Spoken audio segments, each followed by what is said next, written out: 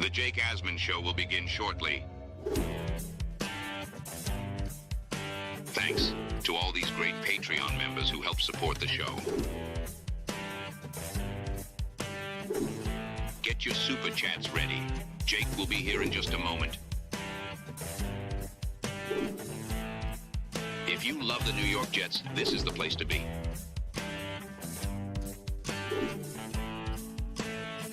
And now, the Jake Asman Show. The Jets won a football game. We'll talk more about that. Plus, we have two candidates identified for the Jets GM job. There's new reports on that and more. Will Parkinson joins us in his weekly spot. It's the Jake Asman Show. Let's hit it and get it started. Man, our Jets are primed for a historic season. We bleed Jets green each and every day. This is not the same old Jets. We have Aaron freaking Rodgers. We have Garrett Wilson. Let's go. We have Brees Hall. Please subscribe and hit the like button below. Super chat, baby. Cut the line. We have Sauce Gardner. We have Quinnen Williams. The Jets bandwagon is loaded. Now it's time to talk all things New York Jets. It's the Jake Asman Show. Here we go. On a Victory Monday, I wore that t-shirt earlier, and I'm wearing the Get Johnny His Ice Cream shirt right now because Johnny, for only the fourth time all year, gets some ice cream from his dad. Joining us right now in his weekly spot to talk about yesterday's win and a whole lot more is our dear friend, Will Parkinson, the host of the Turn on the Jets podcast. Will, welcome back. And for only the fourth time all year, we're doing this after a win. Second time since September on a Sunday. Or on a Monday. It's that was a nice win. I enjoyed them scoring points. I enjoyed them winning a football game. I know I'm sure people will complain about it, but we get to only see 17 of these. And frankly, if this is a draft that was amazing and had the most amazing quarterbacks, it was a year ago, maybe I'd feel differently, but they won a game. Their offense scored 30 plus points. I enjoyed it. Sorry to sort of burst anyone's bubble, but it was fun. Winning's fun. That is what it is.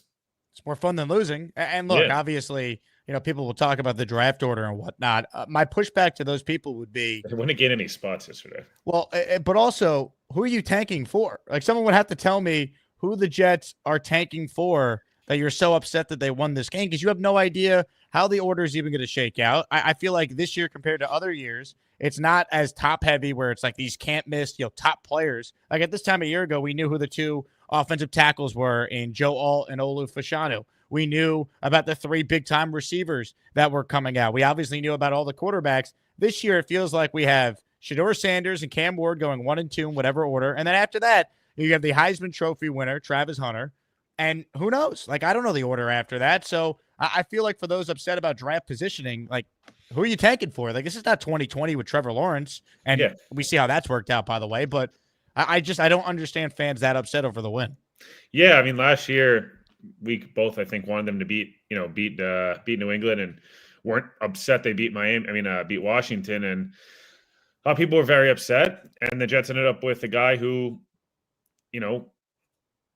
I think they should be pretty happy about. What if maybe the Jets would have ended up with Roma Dunze and they would have felt fine. It would have been, a decent pick, but I don't think you would have felt as good. They have Olu Fashanu now. They even traded back. So a good GM will find the right people.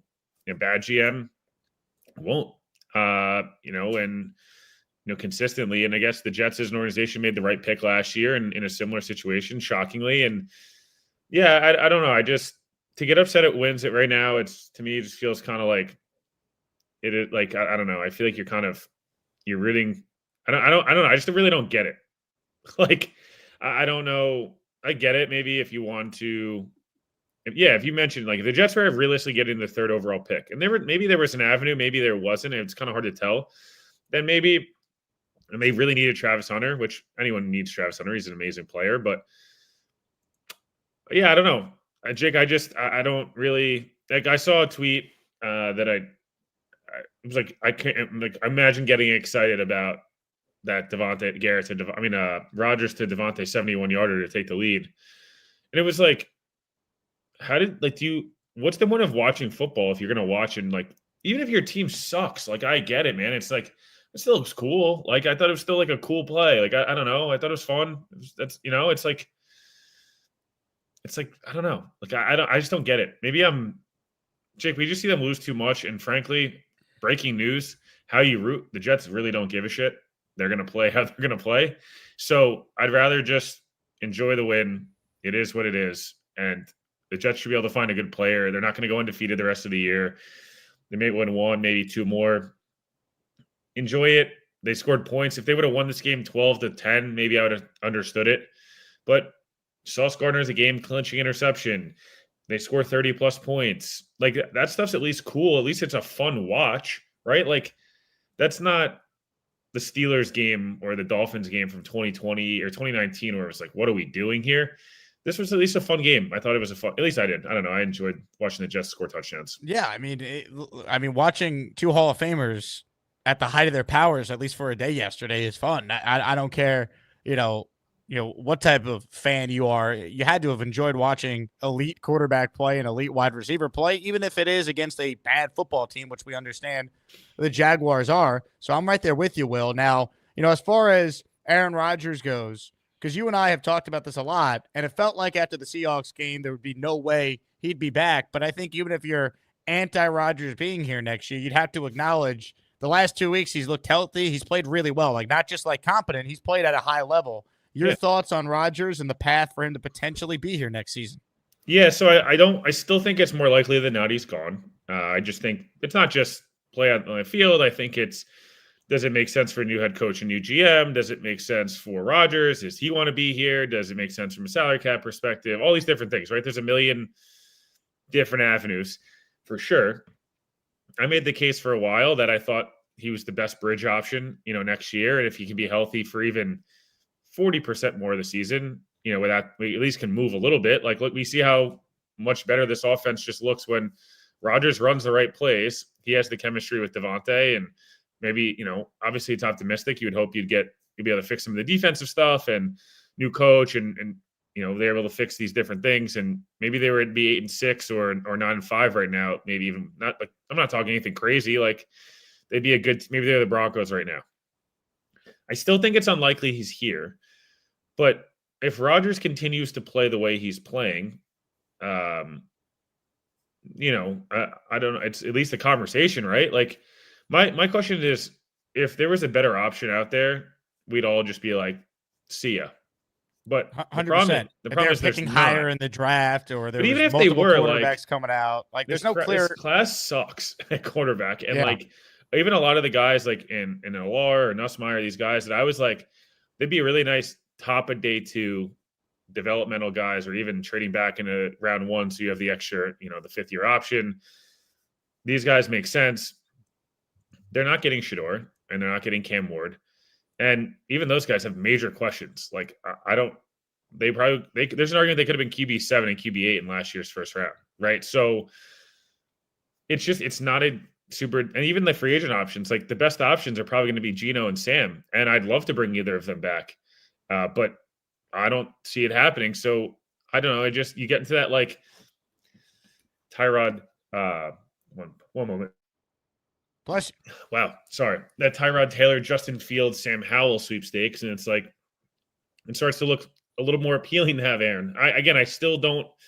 It still feels like he's probably not back, but if he plays well again over the next 3 weeks, let's say they lose a tight one to the Rams, but he looks really good.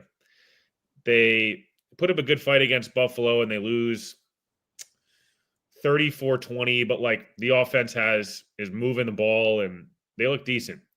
And then,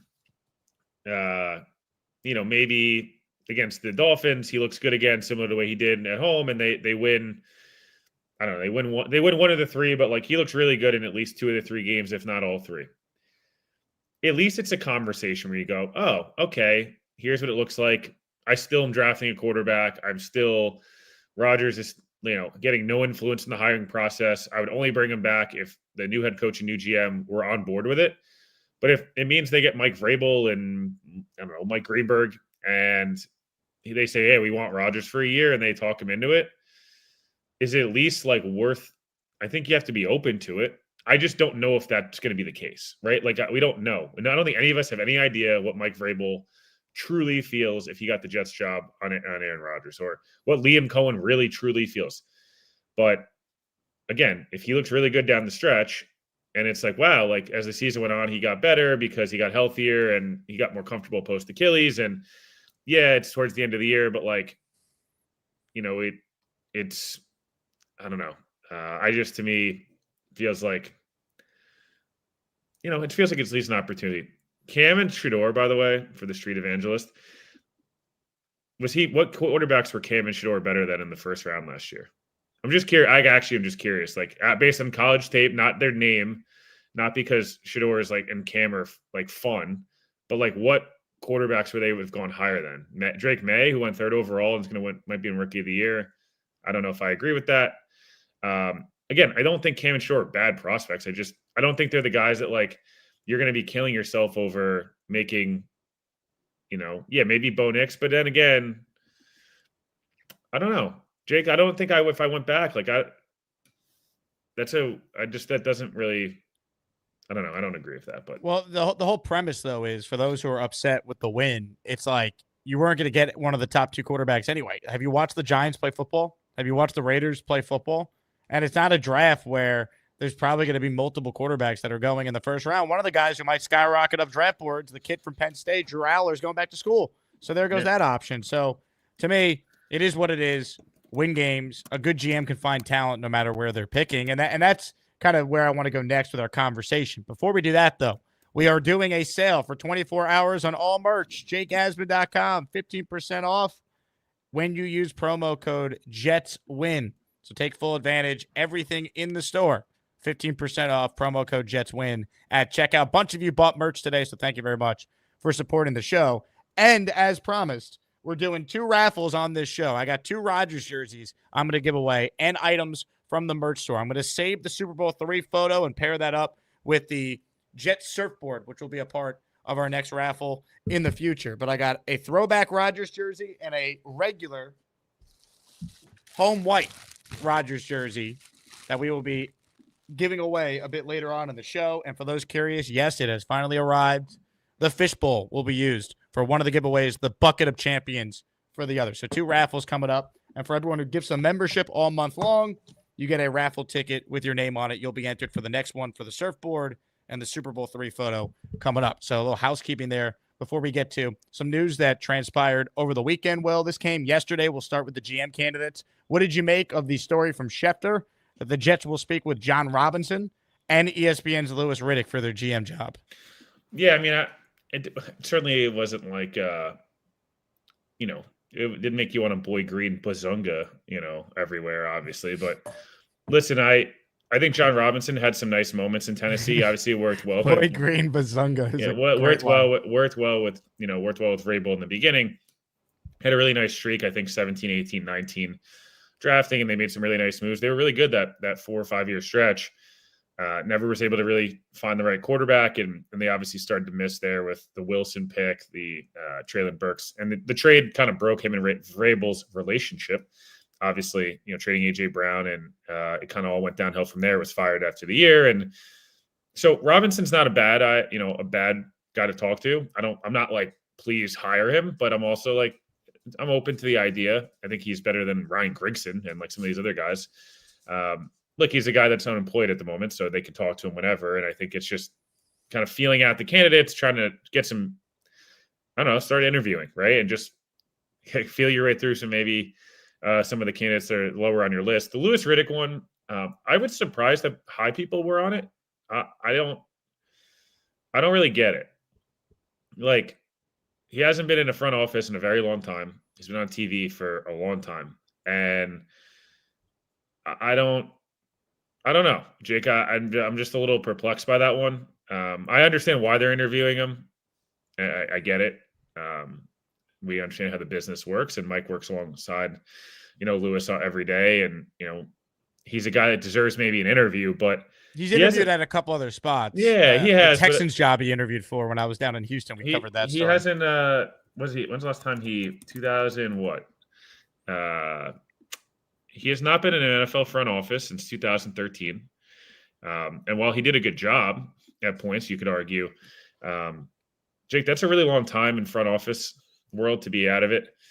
I think a lot of people will be anti-Gruden, anti-Rex, these other guys, because they're not having been in the league for a long time, right? Like, it is what it is. As much as and that's coaching. And I almost think GM-wise, like, the league is totally different. How you scout, how you, how the draft process works, how summer free agency, you're playing with different money, like building, like, I just, again, I'm not saying that it's not worth an interview, but to me, like,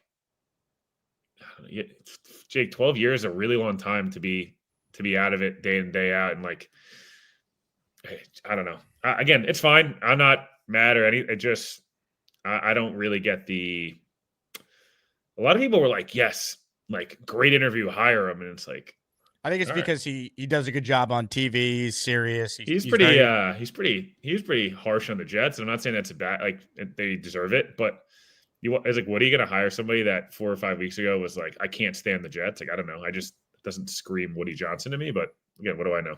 He is very articulate in his analysis. I think he'd be an entertaining press conference from that standpoint, but that's not why you'd hire him. For the record, I don't think John Robinson or Louis Riddick will get this job, but if I'm the Jets, I'm talking to as many people as possible, especially guys who aren't with teams right now. That's the advantage the Jets have when they fired Douglas as early as they did. They can start talking to people, and the report from Schefter also said that the Jets are going to start interviewing these people this week.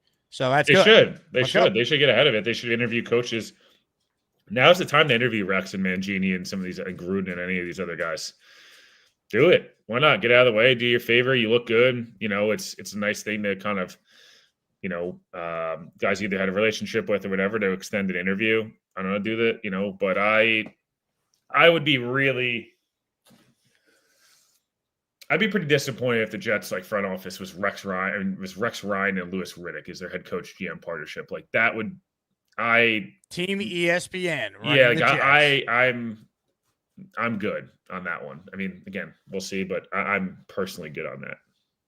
Ladies and gentlemen, if you're watching live right now, hit the like button and please subscribe to the channel. If you missed it earlier, Joe Beningo joined us in his weekly spot on the show, and he had a lot to say about Aaron Rodgers and the Jets, so definitely check that out if you missed it. Ladies and gentlemen, how about this from Jeffrey here? 1, 2, 3, 4, 5 channel memberships have just been gifted by Jeffrey R. And you know what that means? 5 raffle tickets will be going in the bucket for our guy, Jeffrey, for coming through for the people. Ladies and gentlemen, hit the music. It's the Asmaniac membership raffle. For every membership gifted, you receive 1 ticket entered in the raffle to win epic prizes. Jeffrey, thank you. I'll quickly run through who got the memberships here, assuming YouTube will let me see who got them. If you hear your name called from Jeffrey, you're now a channel member. Stewie Uploads, NY Mike 8, DF Yoshi Yamamoto, Brandon Halam, all receiving channel memberships. Congratulations, and Jeffrey, appreciate your support. Will, the other story that came out over the weekend was Bill Belichick expressing interest in the Jet job. What was your reaction to that? I think that makes the Jets look good. I think it makes Bill look like as desperate as it gets. I think I saw a lot of people like, oh, Bill's trolling the Jets. This is such a bad look for them. Why is it a bad look for the Jets? It looks a bad look for Bill, who spent the last 25 years trying to embarrass this organization at every point he could, and was so unwanted as one of the best coaches, if not the best coach ever around the league, because of what comes with Bill and the circus a little bit that he came begging for the Jets job, right? Like, why is this a bad look for the Jets? The Jets were like, we're good, man.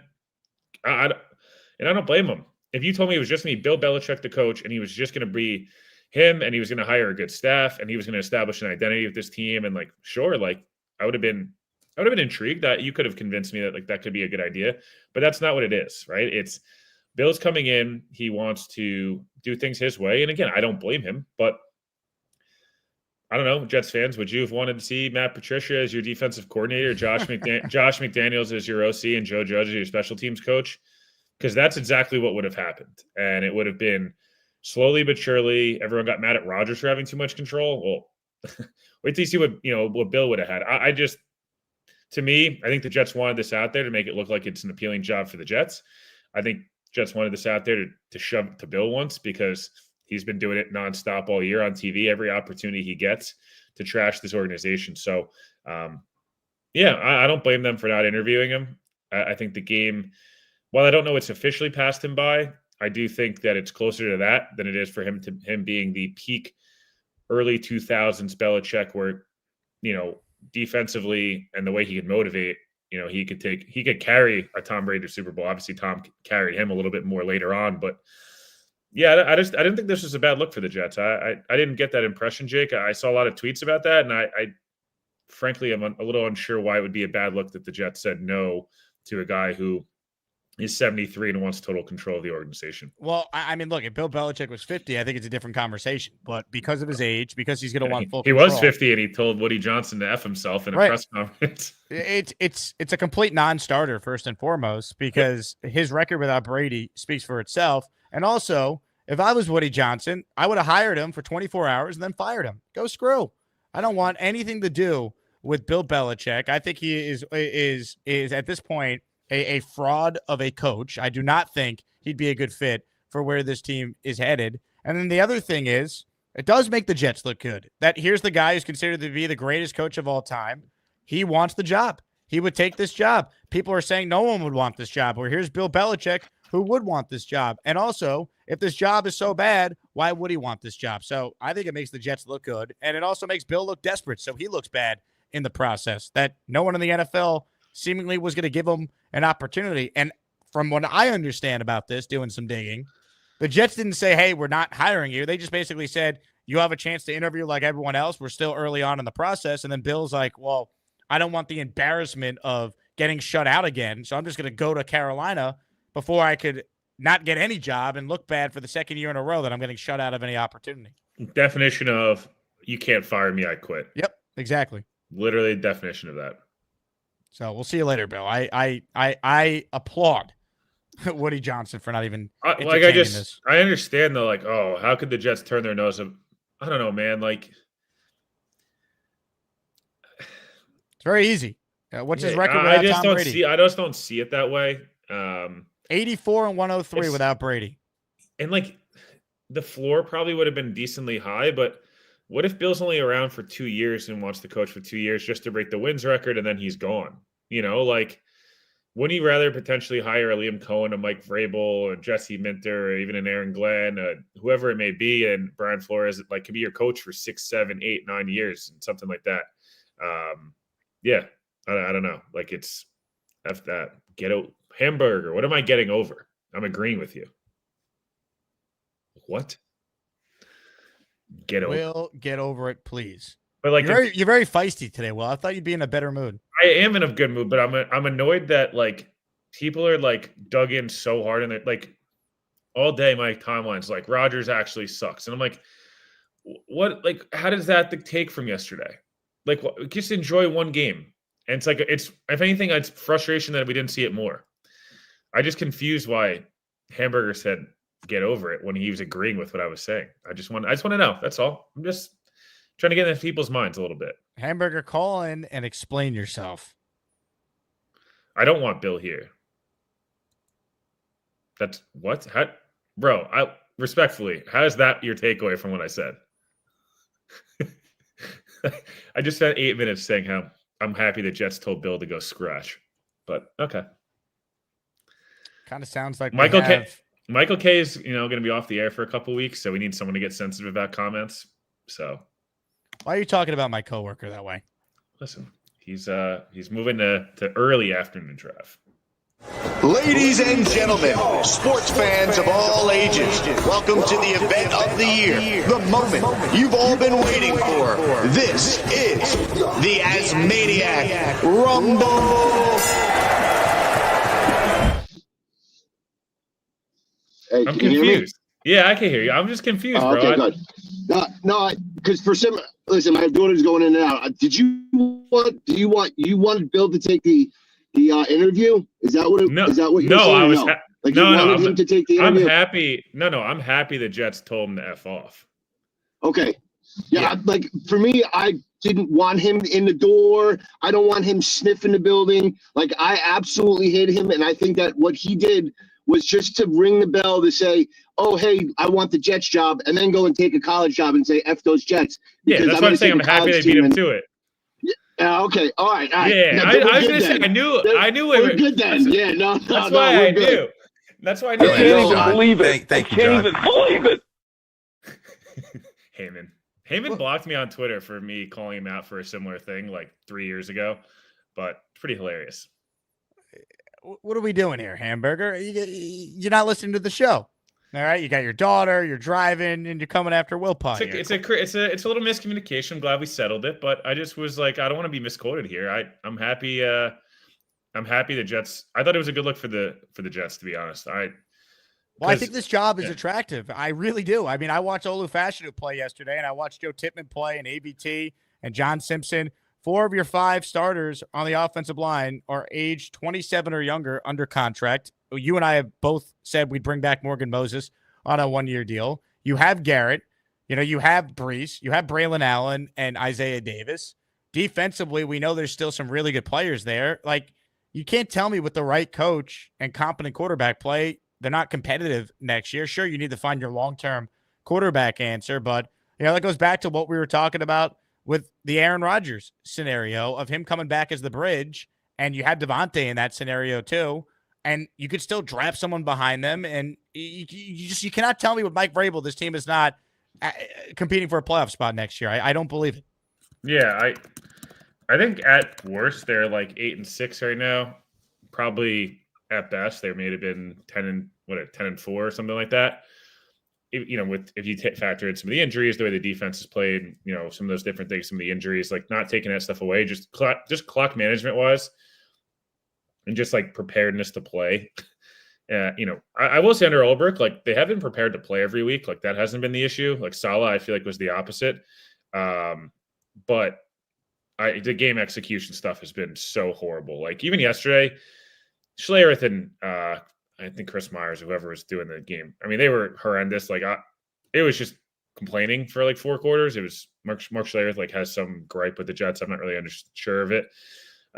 What's the situation there? But regardless, it like he said same old Jets like 4 times. I was like, buddy, what are we doing?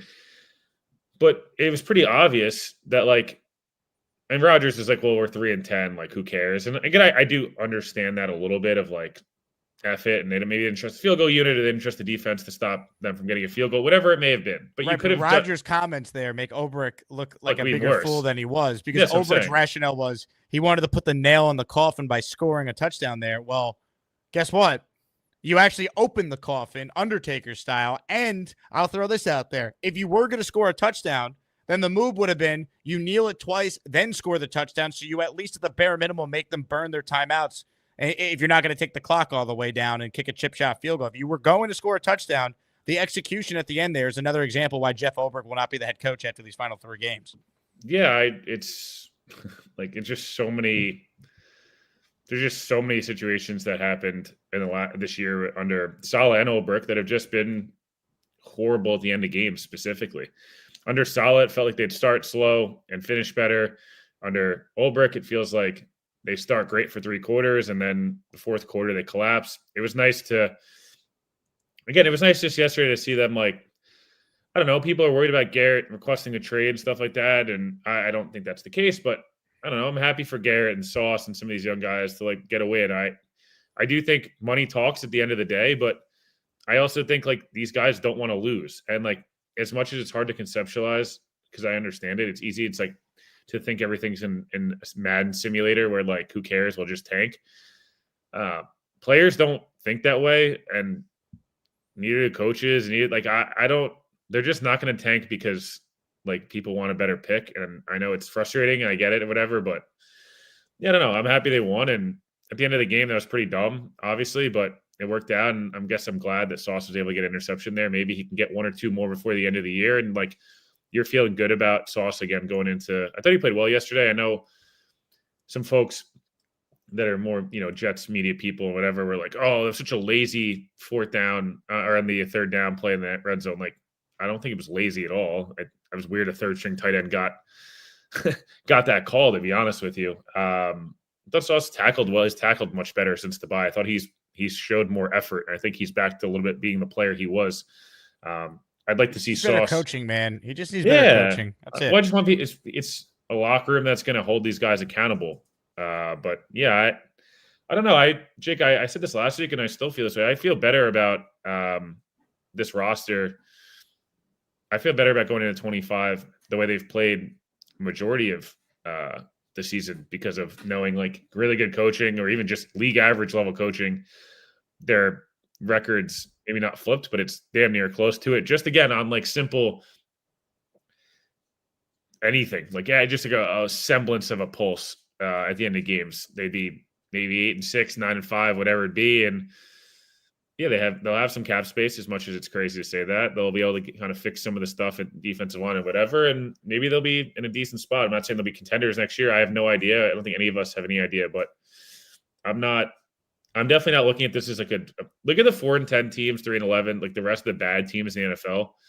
Their point differential against like the Jets, like it's pretty clear this team is not extremely far away, at least. Ladies and gentlemen, a bounty was placed.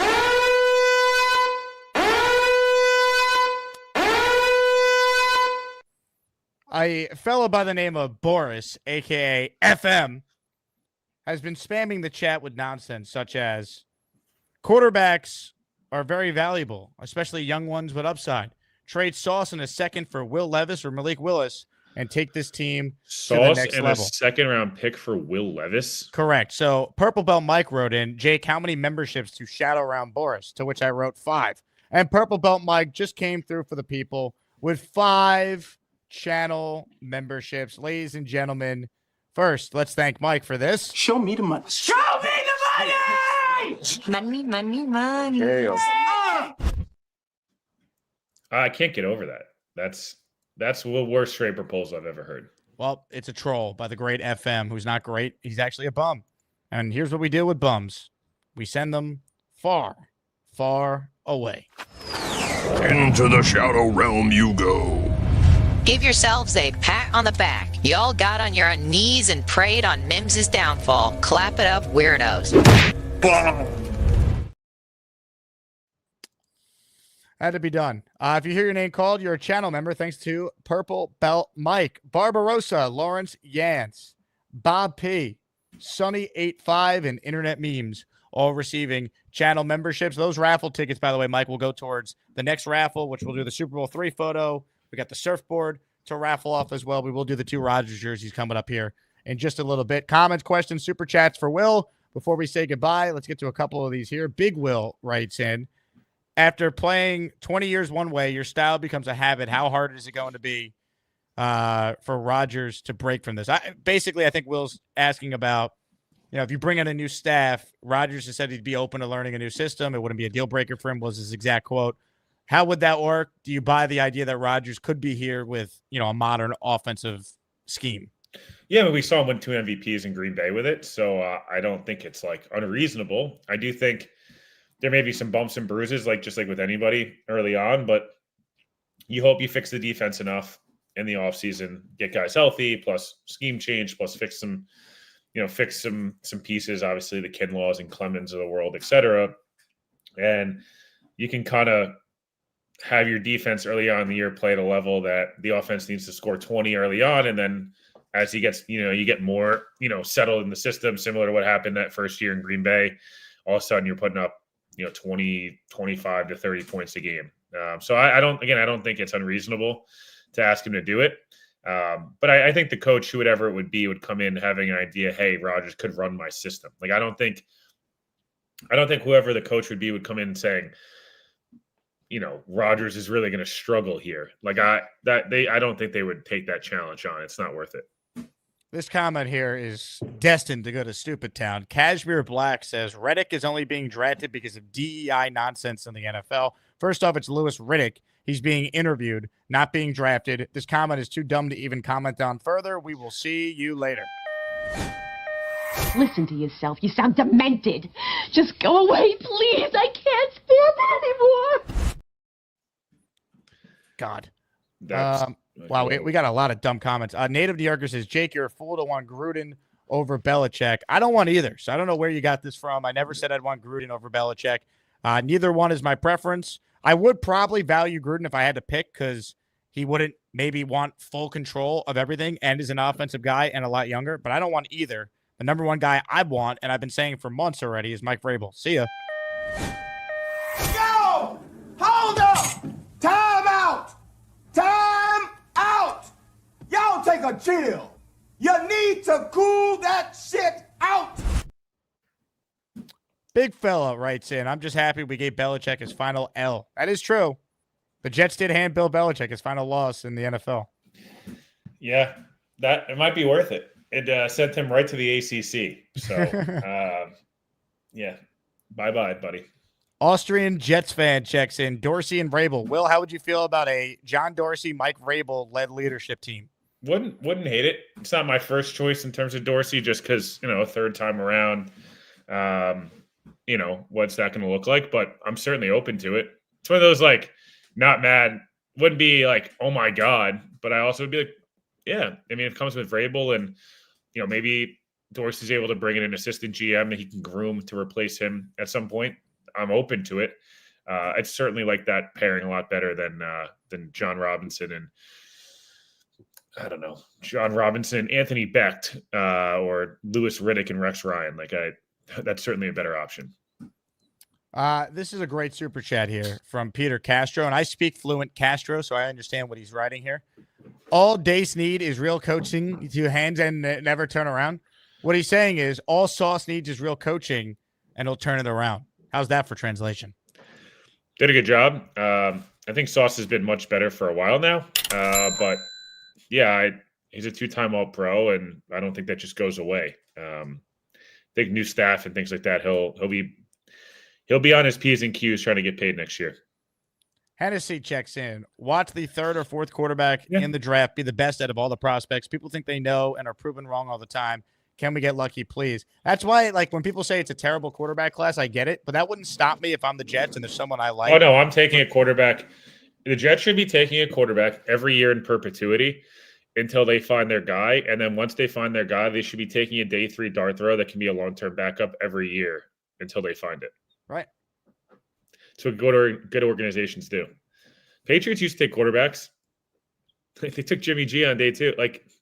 Different situation. I'm just trying to say, the Niners took Brock Purdy, right? They didn't just take guys and see what happens. Dallas had a Romo. They took Dak in round 4 and they figured it out. It was supposed to be Matt Flynn's team. They took Russ to be a backup and he ended up being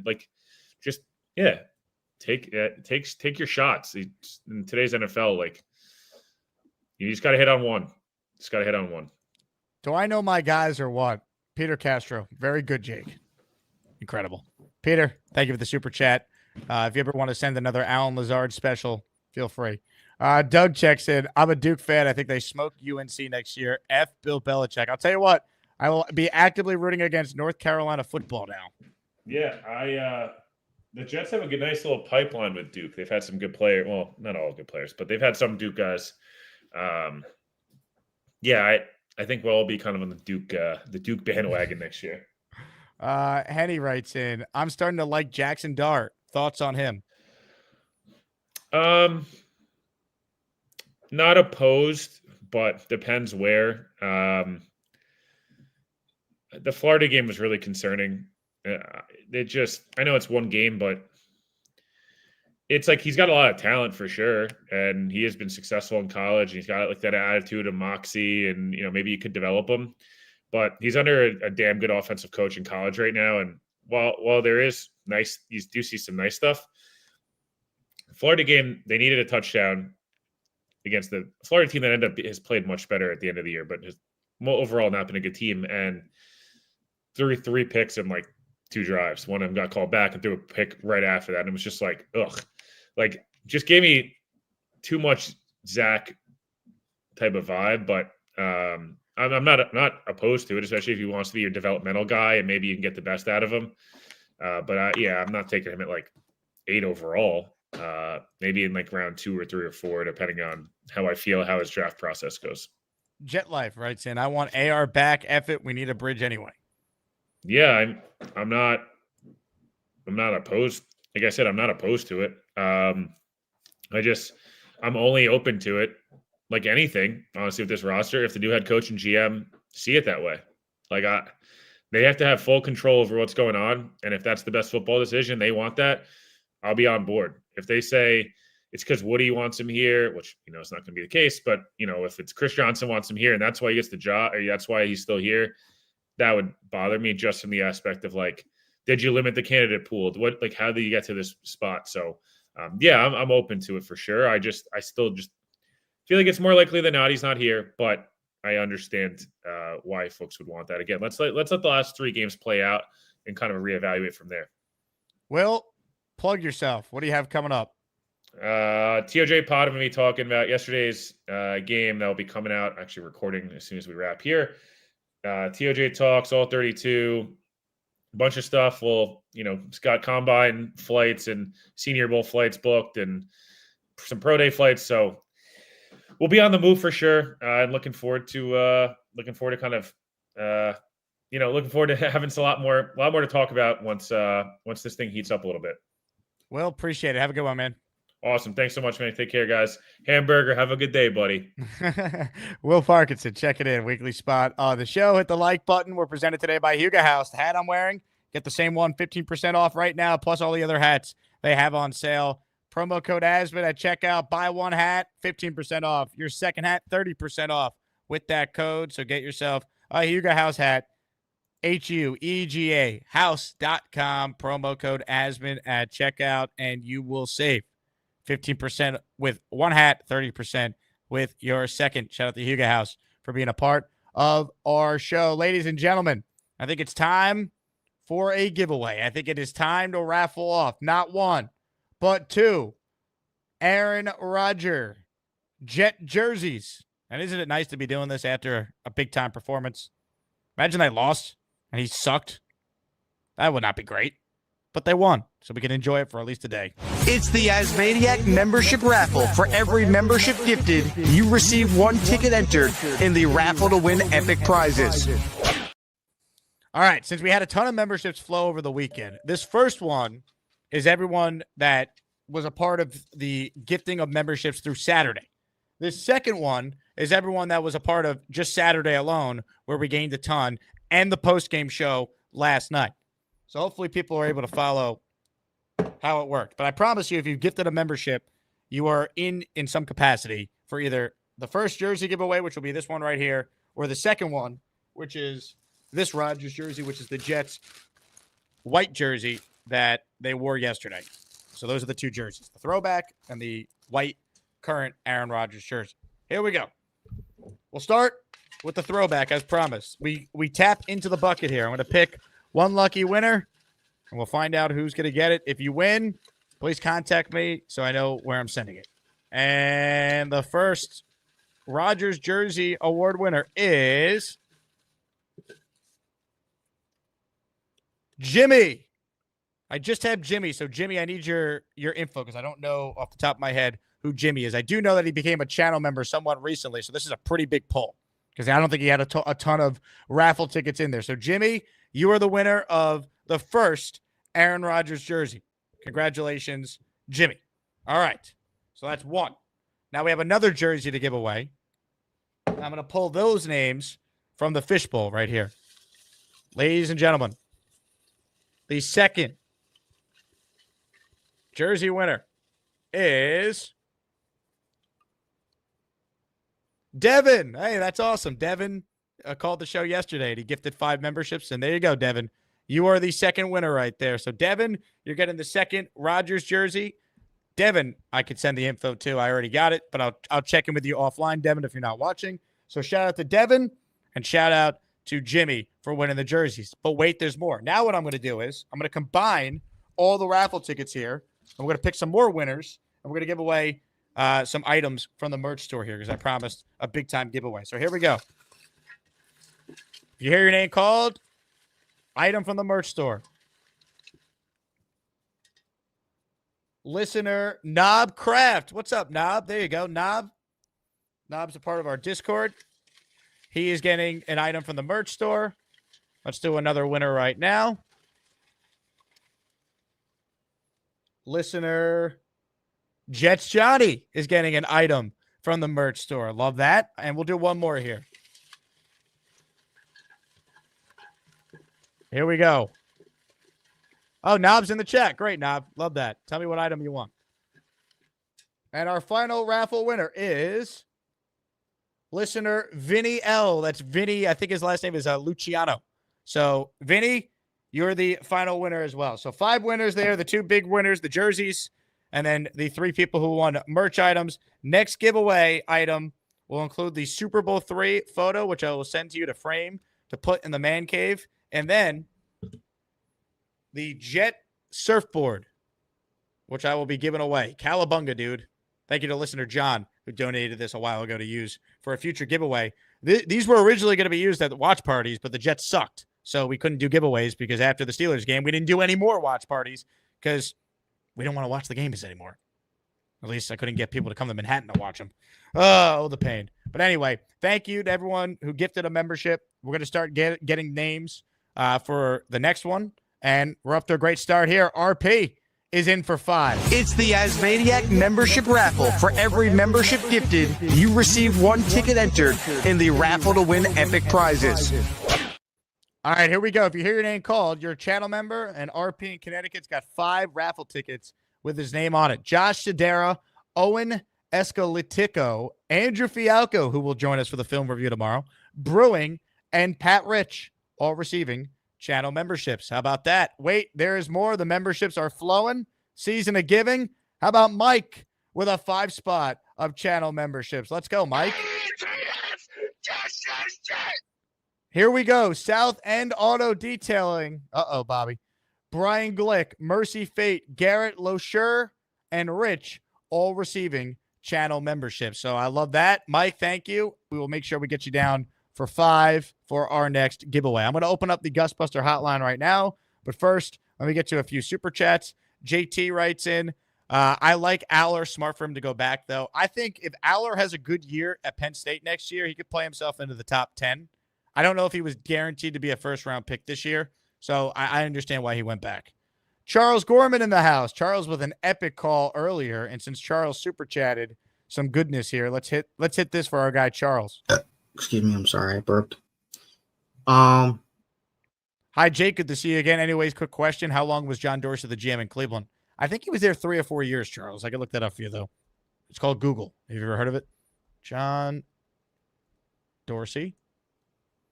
So you type that in, and then, sure enough, you go to his Wikipedia page, Charles, and you'll see he was the Browns general manager from 2017 to 2019. So 17, 18, 19. 3 seasons. Rick with a super chat. Can't wait to have a real coach. God. You know, I tweeted it out earlier. What's the Jets' record this year if Mike Vrabel's their coach the whole year? I don't think they're 10-4, but I'll tell you what, they're not 4-10. If you told me the Jets were 8-6 right now, I'd believe you. I think that's fair. You know, maybe not what we thought they'd be, but they wouldn't be this. Luppy has gifted a 5 spot of channel memberships. Let's go, Luppy.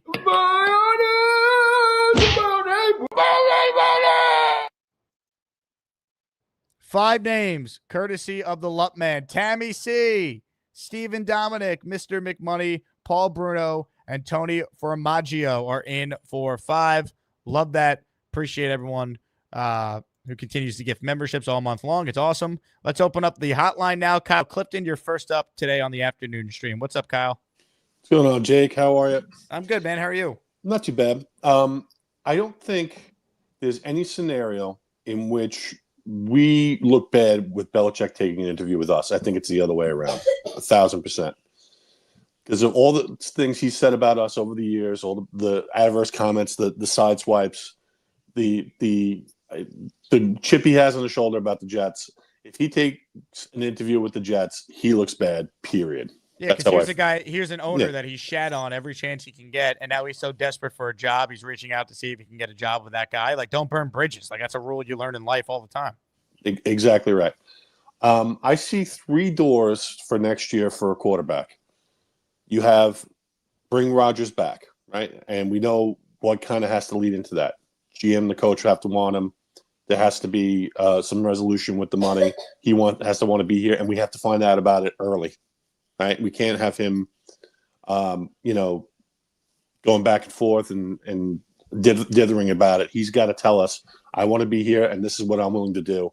I'm coming back, and we'll do it at this price. And the GM and the coach have to be on board. Door number 2, I think the only free agent that I find remotely attractive is Justin Fields, because he's improved every year. And you throw him into the mix with the 2 guys that would otherwise be in the room with Tyrod and with Jordan Travis, and you basically give Fields the edge to see if he can go out and win the job. The third is the tank option, where you go, okay, we're going to go get a quarterback in the draft. We have Tyrod, we have Travis, but we realize if we go this route, we're probably not going to be very good next year. They draft somebody and they throw the room wide open, and they see who can go out and win the job. I don't like that option, because that means you're basically wasting a year of Garrett and Sauce and these guys, when you probably should be competing if you have a decent coach. What's your thought on that? I think that's fair. For me, more likely than not, it's not going to be a tanking option a new regime is going to want. I think whoever the coach is, and that includes someone who's never been a coach before, like we'll use Liam Cohen, the Bucs OC, as an example, or Aaron Glenn. I don't think anyone's coming in and tanking. Like, the goal's either going to be run it back with Rodgers, or it's going to be move off of Rodgers, bring in someone else that's a bridge, and then maybe we draft a quarterback. But if not, we're definitely doing it in 26. Like, I don't see any scenario where someone comes in and is like, we're going to blow this whole thing up, because there's too much talent here. I should clarify. I don't know that they're going to necessarily going to want to be tanking, but I think the nature of the quarterback market, draft and free agent, limits your options, right? And we know that any first-year head coach is going to have a lot of grace. So there's that to consider. Jameis, I can't do it. If you look at his QBR yesterday, 3.6. I don't know. After 10 years, I think we know what Jameis is. Talking about grace, I think someone like Rodgers has a lot more grace after his career and what kind of equity he's built up in the league. I appreciate your time, Jake. Kyle, good call as always, man. Appreciate you. Look, Jameis Winston, someone had a good line about this. I give him credit if I remember who said it. It's like Jameis Winston's awesome when he's not your team's quarterback. Thought it was a good line. Hit the like button if you're just tuning in. If you missed it earlier, we just did the giveaways. Listener Jimmy and listener Devin won the 2 Rodgers jerseys. Knobcraft, Vinny L, and Jets Johnny won items from the merch store. Coming up, we got the Super Bowl 3 photo we'll raffle away, and then we'll do another grand prize of the Jet surfboard. I got other stuff we'll be giving away too all month long. So I appreciate everyone. And holy crap, the Peter Castro is in for 20 raffle tickets because he just gifted 20 membership. It's the Asmaniac membership raffle. For every membership gifted, you receive 1 ticket entered in the raffle to win epic prizes.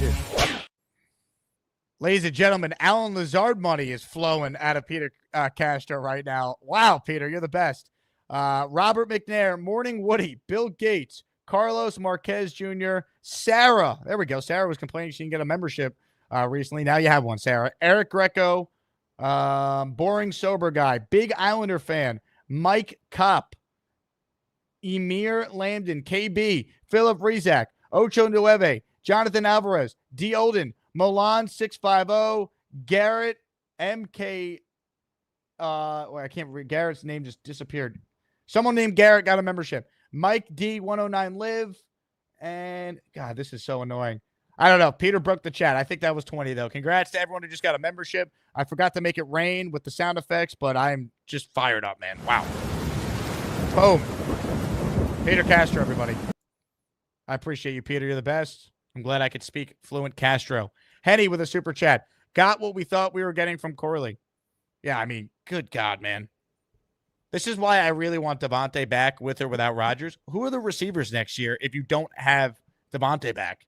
You're not keeping Lazard. You're going to save cap by cutting him. Who are your wide receivers next year?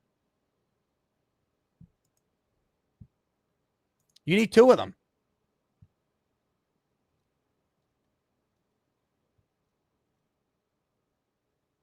You know, that's just how I look at it.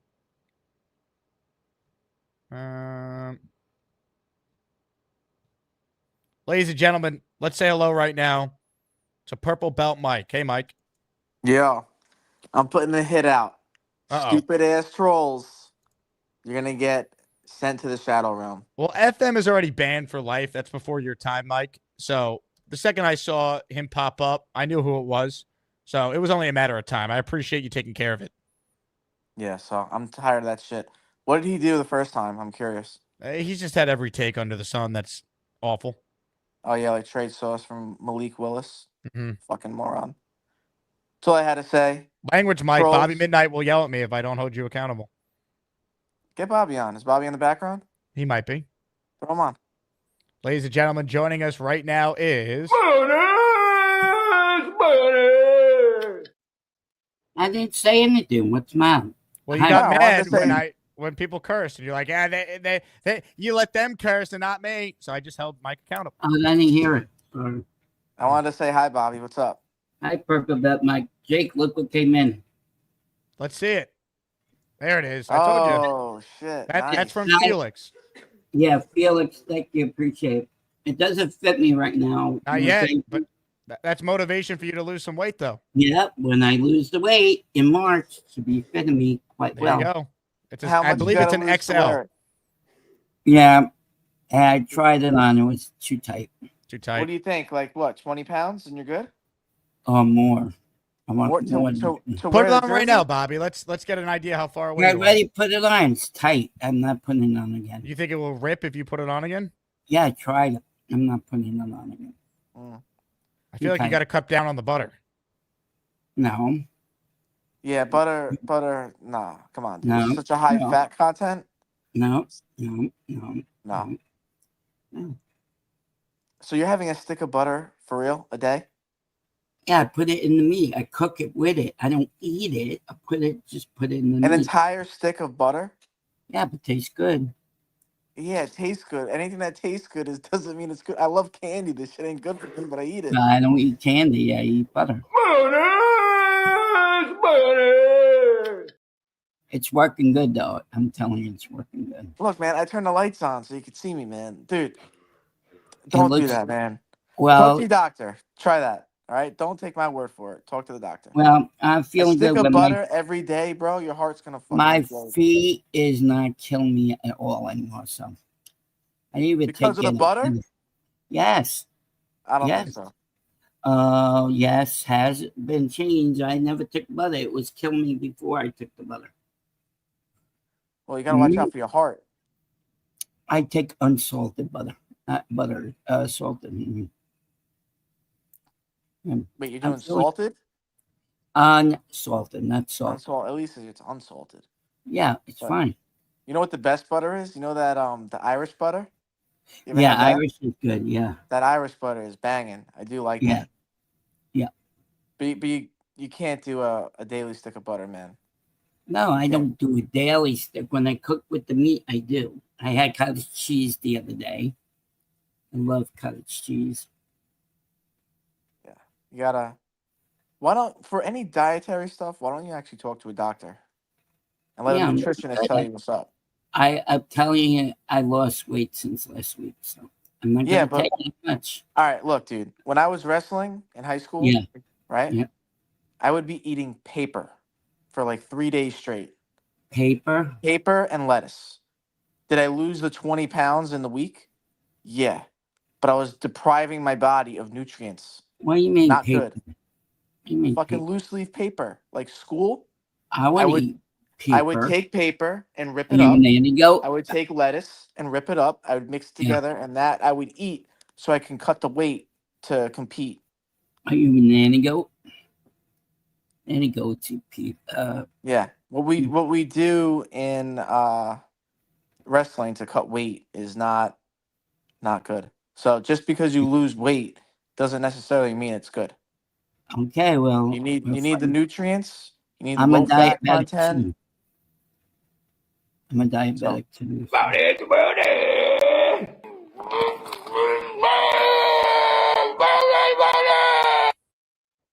Thank you, Mike. All right, Bobby. Well, I'm glad you got the Braylon Allen jersey. That's good. Yeah.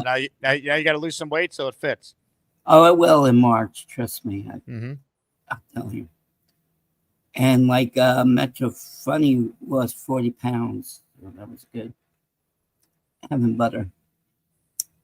It does work. Nick Shine says butter is what stopped World War II. I lost weight, but I'm not telling you how much I lost until tomorrow's weigh-in. You got to keep losing weight. Yep. You got to see you tomorrow. All right. On Nick's show at 10 o'clock. Any other thoughts? No, I'm fine. No. All right. Thanks for the You time. got your works and pay in the video. I got my what? You got your pays worked in video now. Yeah, I paid $35 for the right to play this video. Good. Yeah, that's fine. You're getting your daily show of it. Yep. Okay, have a good day. All right, farewell.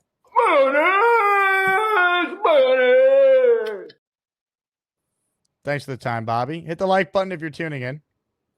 Barbarossa writes in, let Bobby curse. Love Bobby. It's a family show, Barbarossa.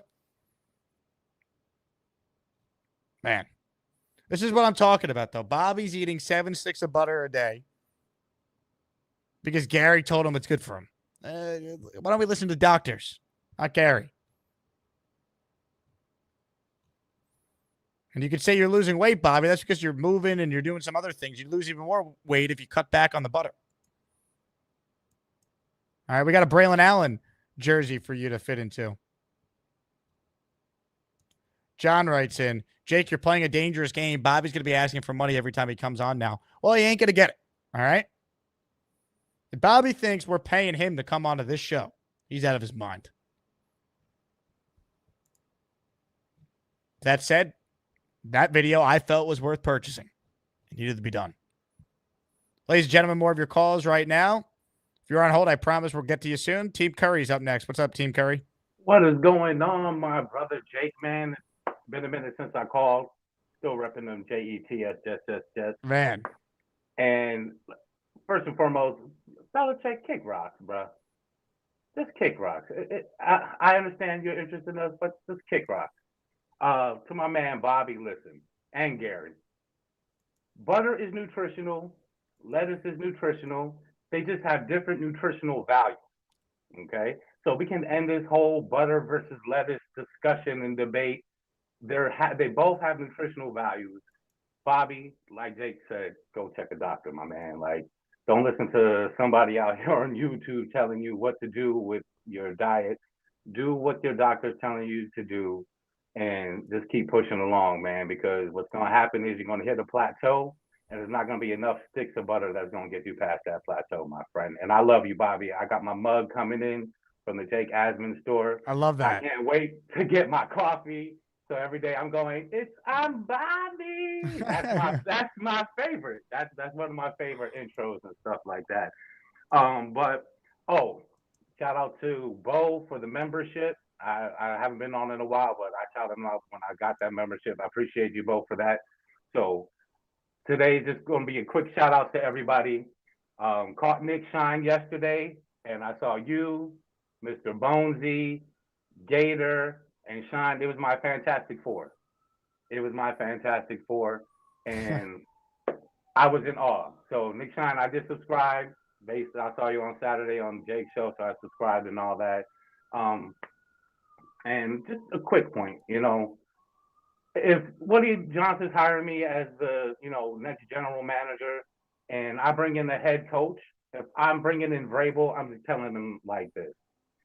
I've seen you resurrect, Tannehill's career. Let's kind of do something like that with Tyrod because you know what? Based off the cap ramifications, we're just going to have to get rid of Rodgers. I don't want to. I think he's played well these last few games, but I've heard a couple people again. It's against, the 32nd ranked defense and whatnot. I think it was either Neil or Joe Beningo where he was like, I don't want to see Rodgers on another team because I do feel inside he will play better, way better than he did this year. But I also think let's take a look at what Kirk Cousins is doing too.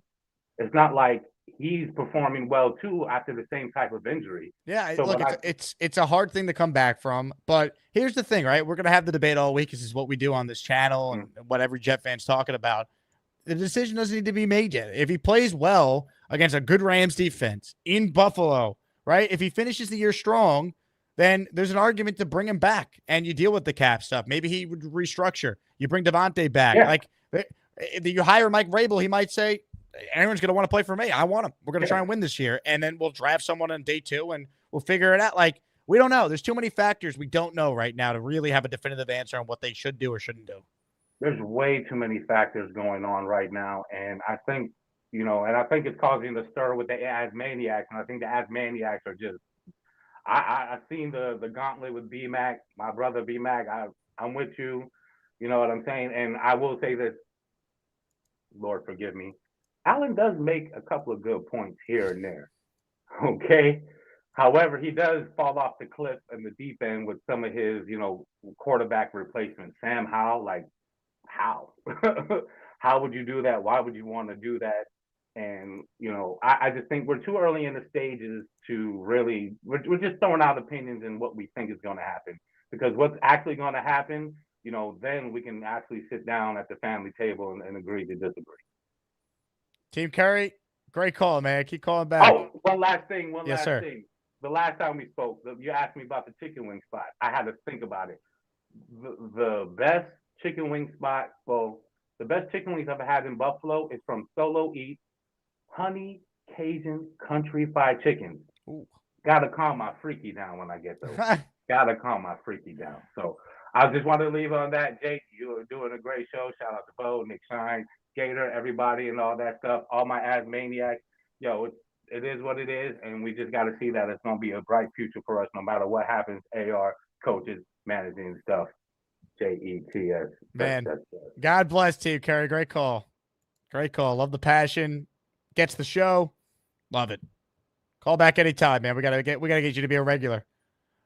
Big fella with a super chat. We need a Don Castro emoji. I'll tell you what, I like the idea. If someone could design a Peter Castro emoji, him as the Godfather, I'm in. I would love that to be our next emoji. Now, to get a fresh emoji, we need 194 more members.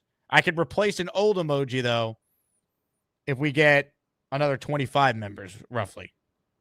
So, either way, we'll get it. But the problem with YouTube's emoji nonsense is that you need to hit a membership threshold to add emojis. But then, since most of the memberships have been gifted, they expire, right? Like they last 28 days, and then each day I wake up and it's like, oh, I'm only 5 away, and then now it's all of a sudden it's 27 because the previous month's members expired. So it's a never-ending cycle. But I do think we need a Castro emoji, so we'll add that to the arsenal for sure. Jeffrey R. with a 5 spot of channel memberships. Jeffrey gifting a ton today. Let's go. Thank you, Jeffrey. I got you down for another 5. We'll put your name on the raffle tickets. Patrick Cahill, Mr. Coliseum, Italian Stallion, Lucas Ford, Daryl C., all receiving channel memberships. I appreciate Jeffrey there. Knobcraft with a super chat. Can we please get Bobby's doctor to put him on a real diet before this Gary BS accidentally kills him? I couldn't agree more.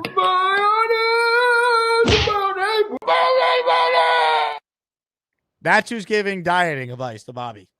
That guy. What a world. Nate says, Jake stepped it up with the picture and the surfboard. Well, I couldn't just do jerseys forever, Nate. We'll do more jersey giveaways, but, I wanted to do different stuff this month. I think the surfboard's cool. I can't take any credit for that. One of our great listeners donated this to use for a giveaway. But I got some other stuff I'm cooking up too. But I don't want to share until it arrives. But we're doing giveaways all month long. All right, let's get back to your calls right now.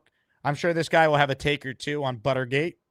Ladies and gentlemen, joining us now on the Gusbuster hotline, making his second call today is...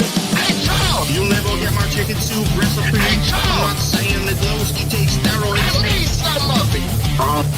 Hey, Charles! Who is that lovely lady? Send it this way, Charles! You want to know my thoughts on Buttergate? Yes, do you have any Just takes? take advice. Well, first off, I am happy that Bobby is really working hard to lose a lot of weight. I mean, your physical health is just as important as your mental and spiritual health. Is there a difference between mental and spiritual? I think there are similarities to it, but I believe there are very different. But I'm actually half jealous that Bobby got a Braylon Allen jersey because I really like Braylon Allen. I think he needs to be used more in the offense than what he's been this entire season so far. But also, I'm actually, this may piss off some people, but I could care less. I'm actually glad Bill Belichick did not get the Jets job, and I'm glad the Jets turned him away because, let's not forget that he quit on the team after being the head coach for like 5 minutes back in 2000. And Breaking sports news on the Jake Asman Show. Charles, I'll get right back to your call in a second. Actual Jet news. The Jets just announced they completed an interview with GM candidate Thomas Dimitroff, friend of the show. If they hire someone with experience, he's near the top of my list. Smart dude. GM of the Falcons from 2008 to 2020. Atlanta made the playoffs 6 times in that stretch. He's been out of the league, as everyone who watches the show remembers. He's working for a sports analytics company right now. But this guy's a smart dude. Super nice guy, but that's not why I'd hire him. He took over the Falcons the year after the Michael Vick scandal, and that team won 11 games in year 1. He drafted a franchise quarterback. That's a good first real candidate the Jets have interviewed here. I like Dimitroff a lot. In fact, I'll probably go through the interview we did with him last year because I asked him a lot about the Jets, and we'll get his thoughts on the roster, at least how he felt about it a year ago. So, there you go. First official interview in the books. Thomas Dimitroff is the first known candidate that's actually completed an interview. We know Louis Riddick and John Robinson are scheduled to interview for the job later this week. Ladies and gentlemen, now that we got that out of the way, we say hello once again to... Hi, I'm Charles, and I'm going to talk about Spider-Man and movies and sports and video games and maybe hot chicks.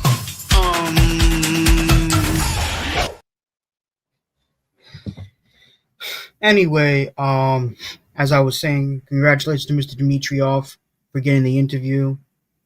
He said he's a friend. It's going to sound stupid. He's a friend of the show, which is fantastic. Oh, he was the former Falcons GM. My God, my memory. What? I just gave his whole bio like 2 minutes ago. Not even. I know, but that's good to know. Anyways. Were you not listening when I was saying he was the Falcons GM from 2008 to 2020? I don't know he was GM for that long, but I do remember the Falcons drafting Matt Ryan in 2008, which turned out to be a great draft pick for the Falcons for many years. Correct. But anyway, back to what I was saying before you took me off the show for a while. It had to have been 90 seconds. You were gone. That's what I meant by a while. I meant it figuratively speaking. Oh. But yes, I am glad that the Jets did not take Bill Belichick because the guy has been badmouthing the entire organization his entire head coaching career with the Patriots, and we gave him his final loss as the head coach of the New England Patriots. And then... That is correct.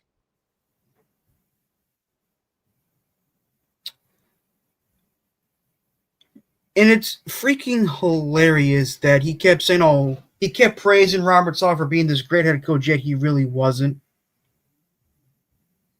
And he was running a good, Bill Belichick knows what, I know he was a part of Bill Parcells, who's a great head coach too.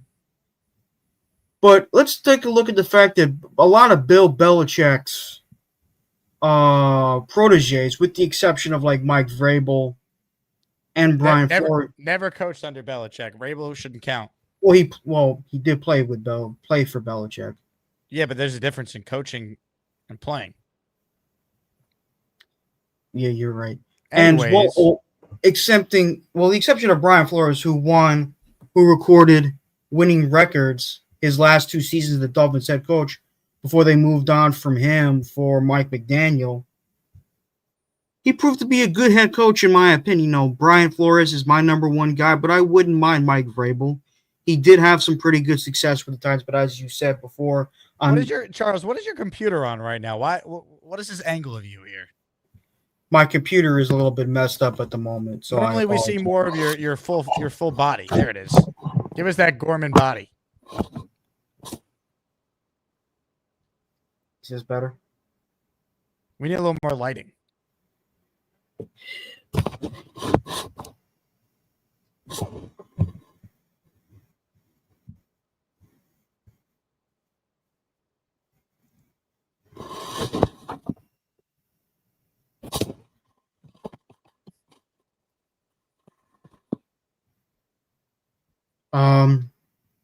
This is the same angle you just had. Is this better? It's different. Well, my computer's a little messed up at the moment, so I apologize. It's okay, Charles. Now, I do have a question from the audience, if you don't mind answering. Someone said they need... I'm not trolling you, Barboso. No, I'm not. Stop reading the chat, Charles. The question comes from Oscar. Well, I can't help because he knows that you're a New Jersey resident. He wants your thoughts on the drones flying over New Jersey. Are aliens behind this? To be honest with you, I was actually talking about it with my friend Colin on Saturday, and personally, if you have drones flying around in your area, I think you should be shot. I think they should be shot down. And I don't know about aliens possibly behind us, but then who the hell knows? Can you adjust your camera, Charles? The comment is actually covering your face. There it is.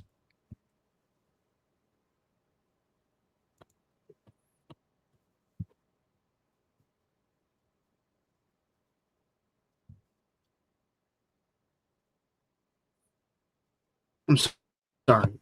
You're in the damn chat like a jackass. Excuse Whenever my you're ready, language. Charles. I'm being Oscar, but I do think the drones flying over different states needs to stop.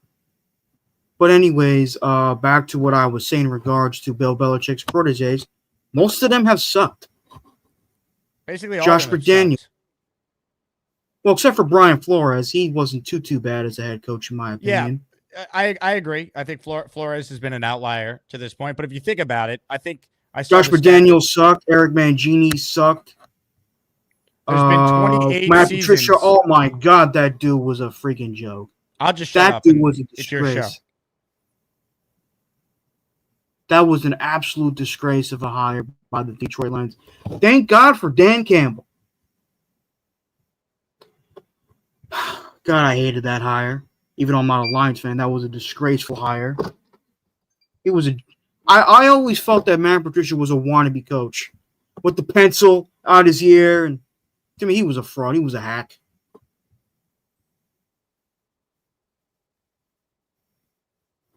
Who else was a terrible head coach? Charlie Weiss was terrible at Notre Dame.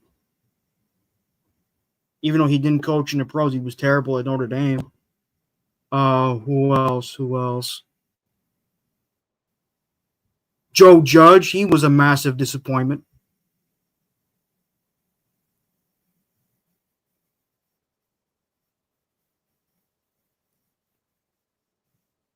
But but Brian Flores, his last 2 seasons as the Dolphins head coach before they moved on from Mike McDaniels, he had a winning record, and I thought he was a pretty good coach. And he's doing a great job coaching up the Vikings defense in Minnesota. Oh my God, I'm going to change the headline.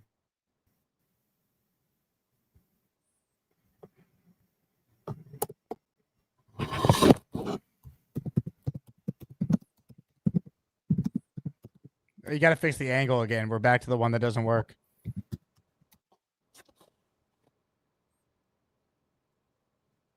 But anyways, but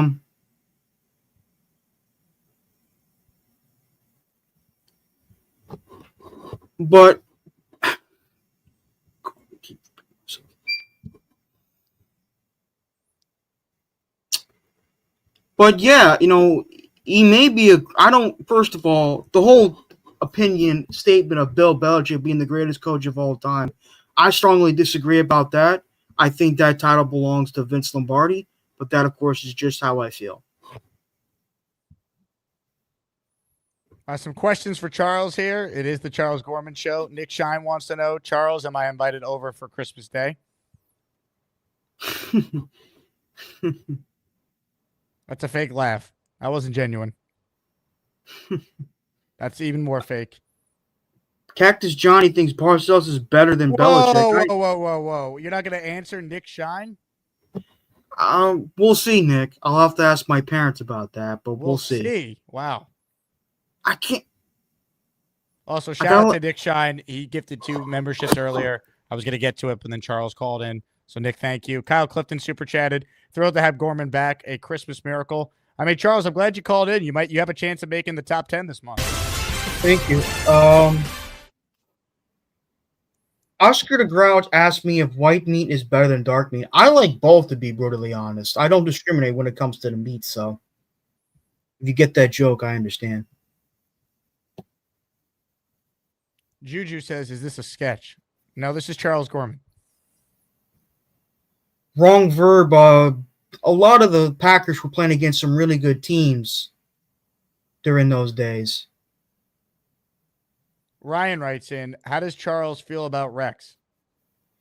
I used to like Rex, but after the last 4 years, I was very disappointed with him. Purple Belt Mike writes in, Charles, what about Adam Gase round 2? Also, you got to adjust the camera again. It's covering your face.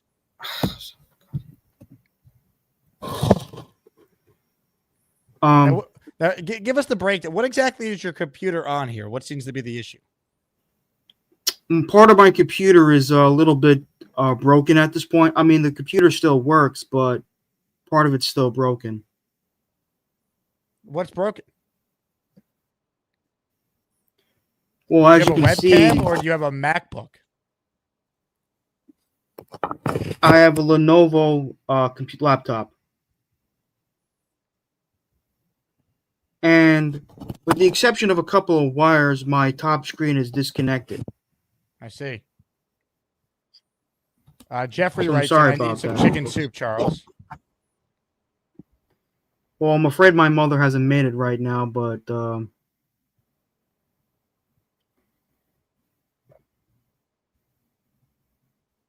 Scott Foster says, Charles, do you like sausage? If this is a sexual question, then no. I think he was just asking if you like sausage. Well, yes, I also like the flavors, like the chicken pineapple sausages, but I haven't gotten them in a long time.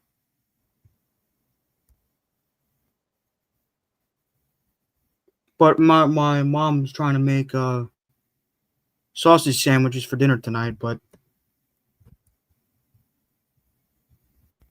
Chef Kevin wants to know, Charles, do you still like Juan Soto or F him? I've always liked Juan Soto, even before he became a Yankee and a Met. I've always liked Juan Soto. Well, he's an excellent baseball. He's an excellent baseball player, and he's a once in a lifetime baseball player. So, Dean writes in, is that a new shirt? Charles went from wife beater to lady killer. I've had this for quite a while. Oh yeah, but give us the full model experience. Spin around.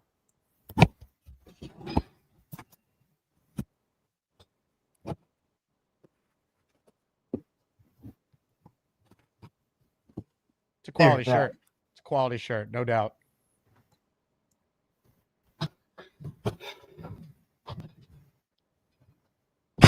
I don't, Rich asked if I bench press 315. I don't bench press at all, really. I'm not really the bench press type of guy. Nate wants to know if you could show your pass blocking skills from the center position. Now you did the offensive line earlier. You did the left side of the line. Can you give us an idea on what Joe Tippmann's doing?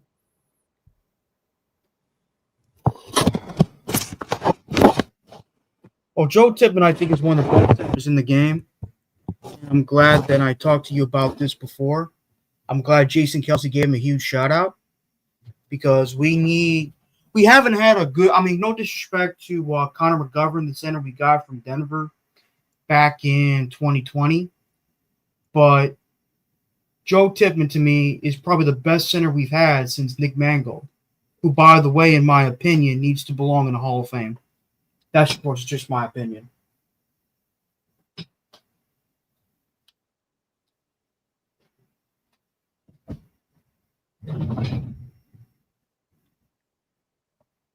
What was the purpose of standing up? I thought you were going to give us a center. Oh, my bad. Ready, set. Hot, hike. I couldn't tell based on the camera, but it looked like a clean snap to me. Well, I didn't have a football.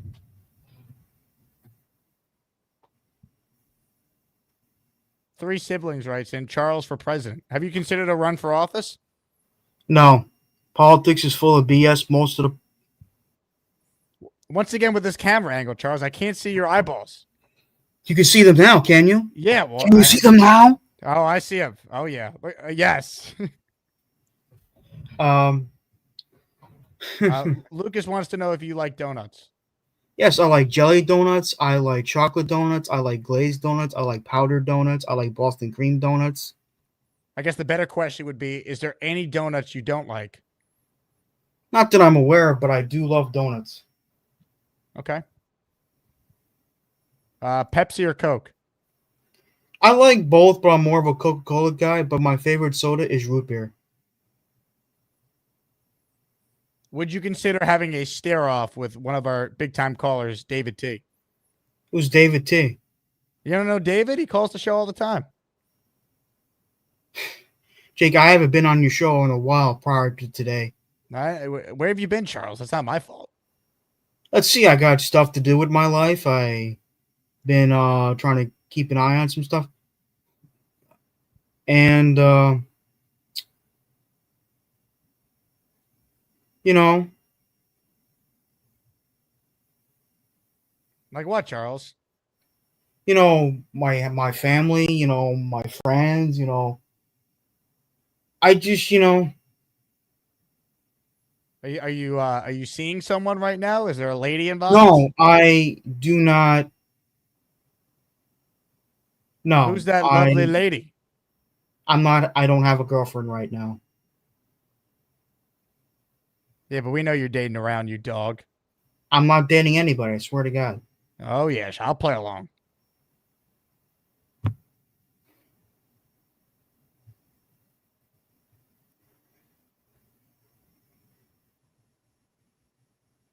Peter Castro wants to know if you like stuffed sausage.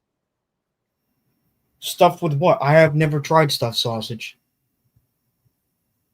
Jay Graves writes in, Charles is a stand-up guy, treats women with respect, unlike others we know.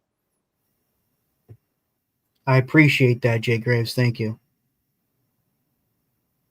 Mike says you're keeping the options open, I see. Well, right now I'm trying to get a job. I mean, I'm unemployed at the moment. I don't think it would be nice if I dated a girl without having a job. Let's talk more about the job search then. That's fascinating. Where are we at with that? I haven't heard back from the hospital that I used to, part of the 60-day career development program. I have tried Indeed, Oscar Grouch, but they haven't. Well, we have a lot of people watching right now all over the tri-state area. What are you an expertise in, Charles? Maybe someone has a job opportunity for you.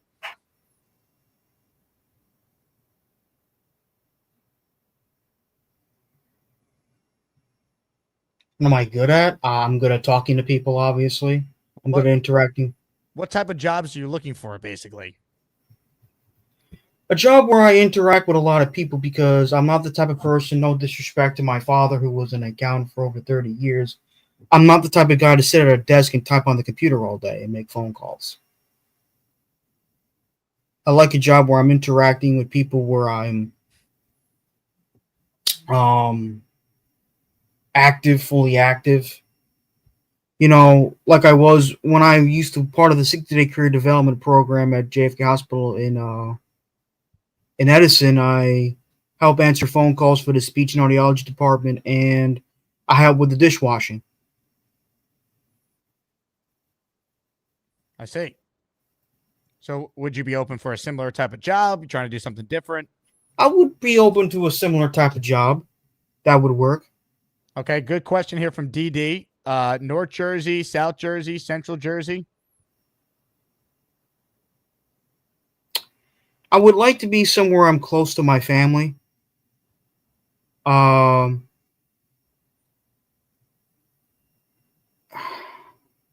You know what? That's not a bad idea. A proud New York Jet fan, Nick. Huge shout out to him. He's a good friend of mine. Hold on. I have something from Chef Kevin that I believe is tangible. I know Chef Kevin. He's a great guy. And he obviously is one of the head chefs at Cloverleaf Tavern in New Jersey. And he writes in, I would hire you to wash dishes in a heartbeat. Would that be something you'd be interested in, Charles? That wouldn't be a bad idea, but Nick also suggested that I work at Dave & Buster's. Okay. That's not a bad idea. Well, I mean, Chef Kevin, he's an Asmaniac. He's one of us. This would be awesome. But I got to work out something with DVRS first. I can't just go do this without telling DVRS first. Of course. Well, I feel like I could connect you two all fair. And whenever you're ready, you could have the conversation with Chef Kevin and take the job. I mean, this is a great opportunity.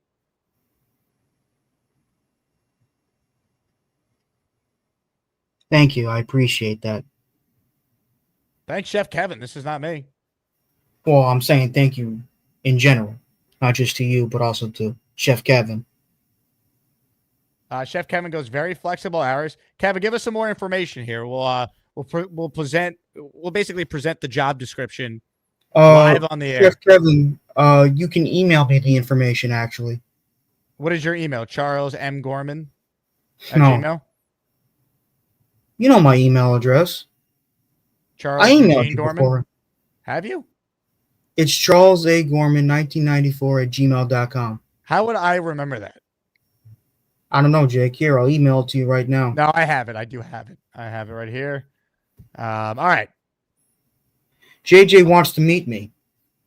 Do you want to meet JJ? On screen, sure. Why the hell not? All right, ladies and gentlemen, JJ is on the line. Hello, JJ. This is an honor, Charles. You're my hero, man. I'm not gonna lie. Like, you're everything that I want.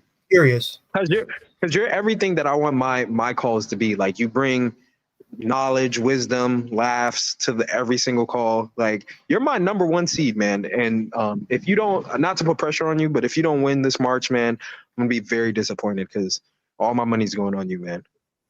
I appreciate that, JJ. Oh, I remember you now. You were in vacation in New Orleans at one point, correct? Yep, I was in New Orleans. I was in Rome too recently.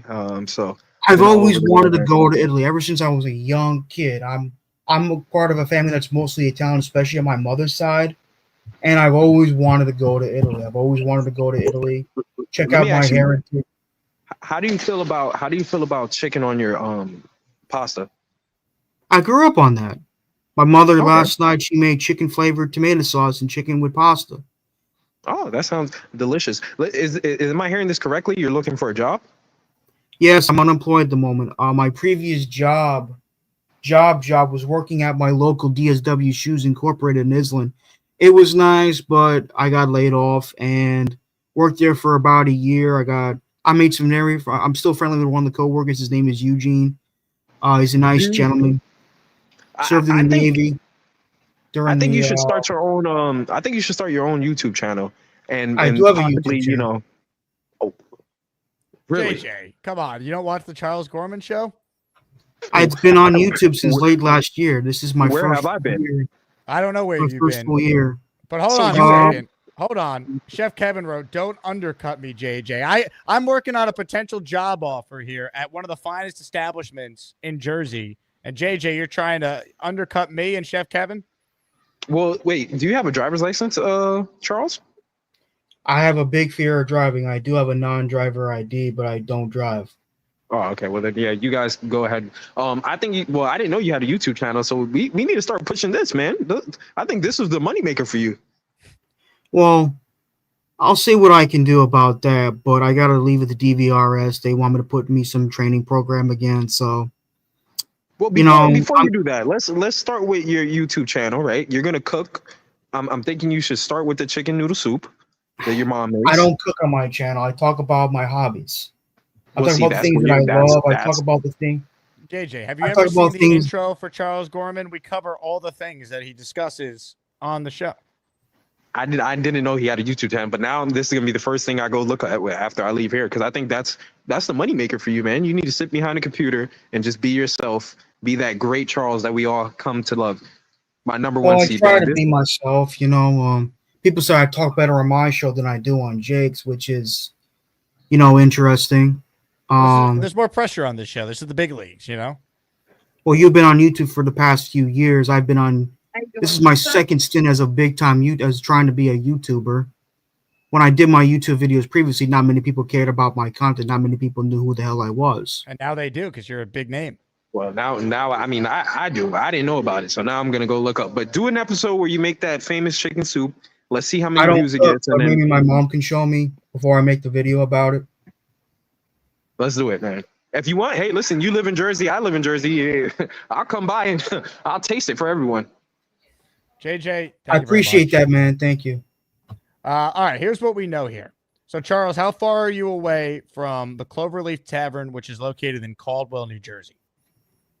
Oh my goodness. I don't know. I don't know Jersey, so I don't know if that's close to you or not. Because you said driving is potentially an issue here, transportation.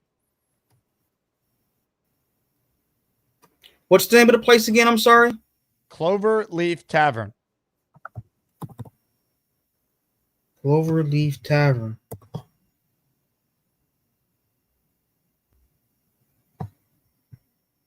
Looks interesting. Nick Shine is saying 50 minutes at least. 15 or 50?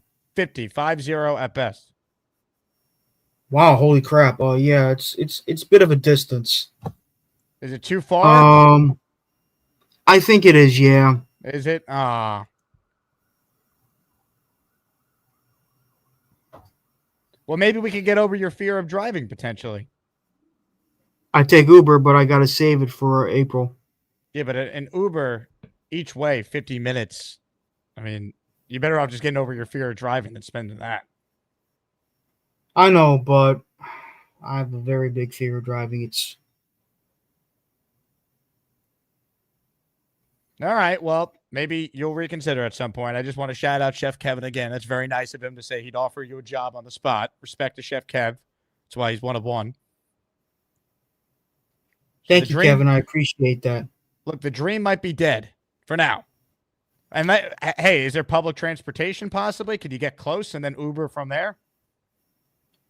I'll have to look into it. But anyways, Gator says, Kevin, what if Chef Kevin brings the dirty dishes to your house to clean?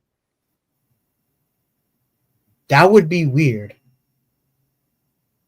All right. Well, the offer is still on the table here, so we could do some research into this. Check the NJ Transit, maybe the bus route, and then maybe there's a way you can get close enough where then it's a quick Uber from where the public transportation drops you off to the Cloverleaf Tavern in Caldwell. All right.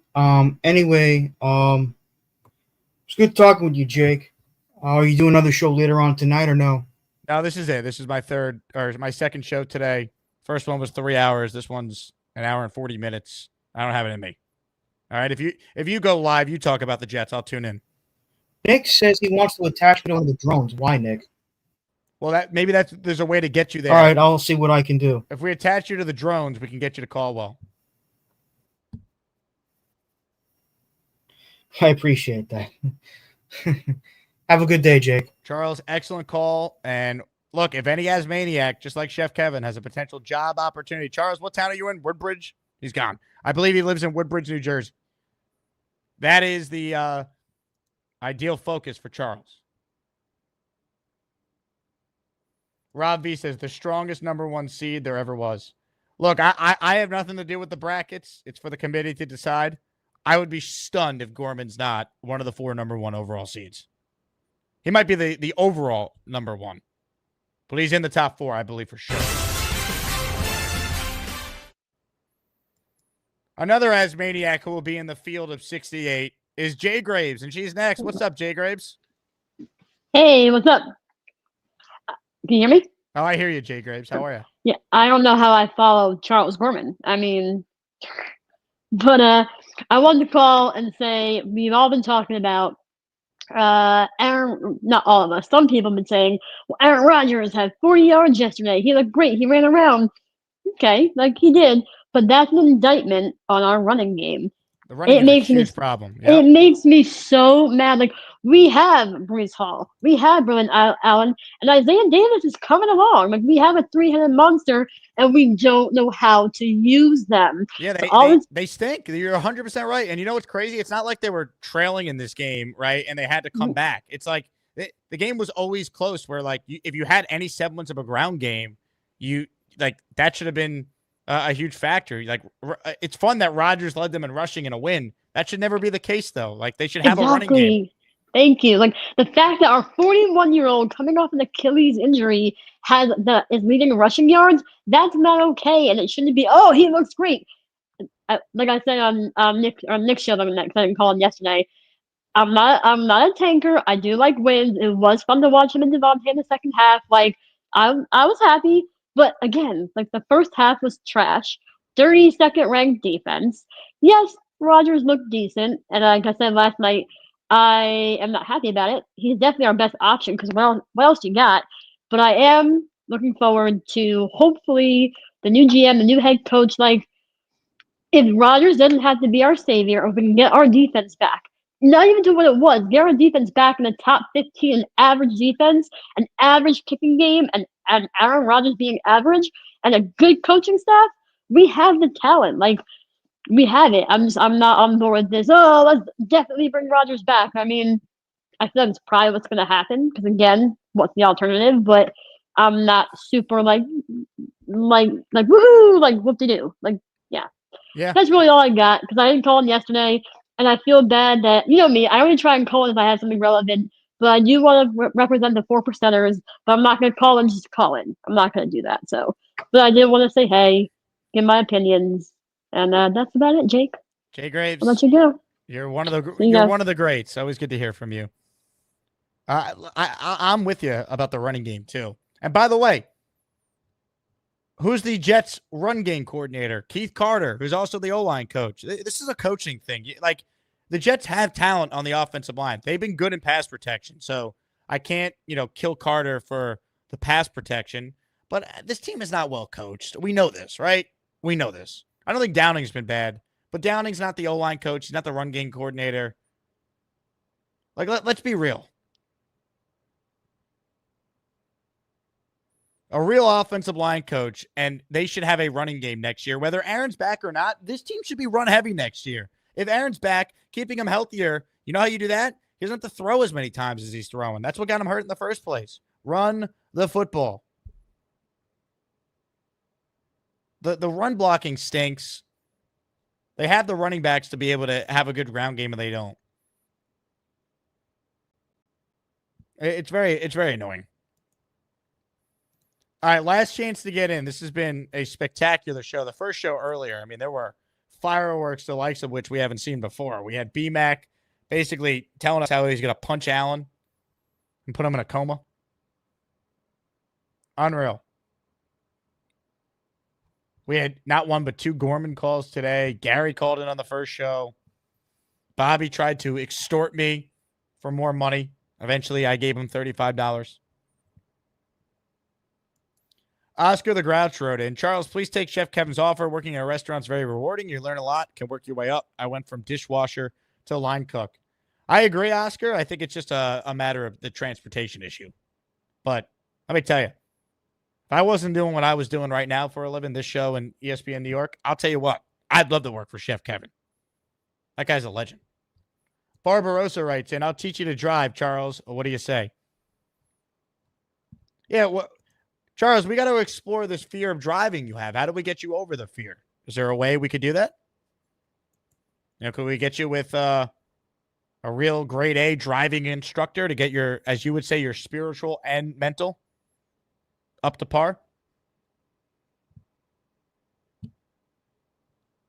Altoona writes in, does Parcells have a grandson we can hire for a head coach? It's a great question.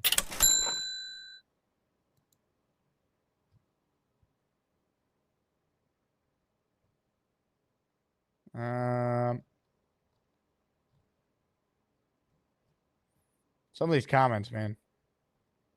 Green Truth Dave says Lane Train is winning it all. Here, look, these are not the official rankings, but if I were on the committee, I think my 4 number 1 seeds would be Gorman, Midnight. This is so hard. Lane Train, V-Man. I think those would be my 4, which means Cheats fan's not a 1 seed. And there's some people who think he'd be the number 1 overall seed. It's tough. It fluctuates. I think you got to reward the people that have been here the longest, even though it's only based on the last year calls. That's just me quickly thinking about it here. I don't know. You got BMAC. It's so hard. What do you do with Neil? What do you do with Gary? What do you do with Robert C?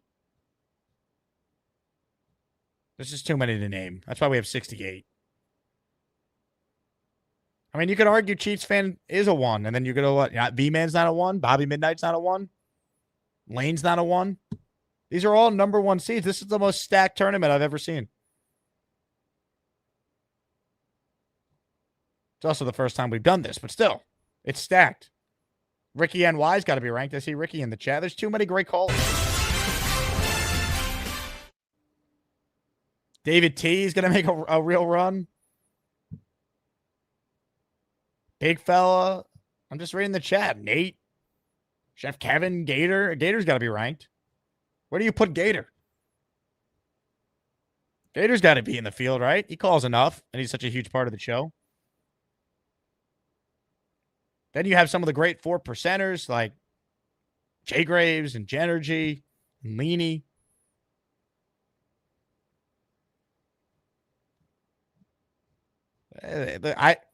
I feel bad for the committee. They're going to get a lot of crap from everyone. And the reality is there's no right answer here. The job that Boomtown, Tom Ace, and Rich have to do, not easy. It's not.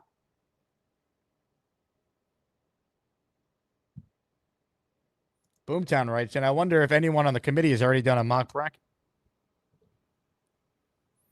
I'm telling you, it's not going to be easy. Now, we did add one stipulation. To be eligible for the tournament, you had to have called into the show at least once over the last 3 months. So December, and then coming up in January, February, before we get to March. Jeffrey R. with a $1 super chat. Thank you, Jeffrey. I didn't even know you could do $1 super chats, by the way.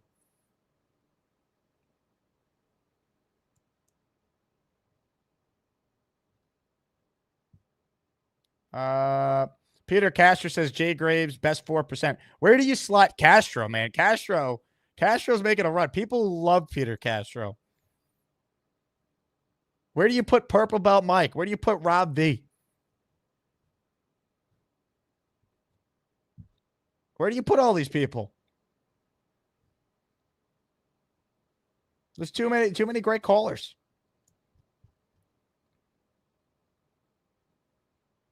It's unbelievable. Patreon.com/Jake Asman Show. The bracket will be released on Patreon/Discord first. One of the perks we'll add.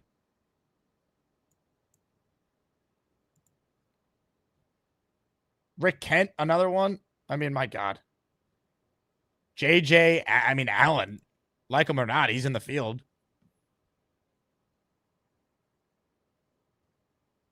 Scott says, what happened to Duck Scott? See, Scott hasn't called in a while. We need Scott to call in. Philly Noodles, another caller.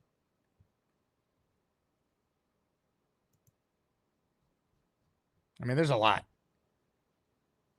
Tommy says the 4 regions will be filled quickly. Rick writes Keith Best. So I've been waiting. I wanted to update people on Keith because I keep getting asked about him. So I haven't heard from Keith. I emailed him.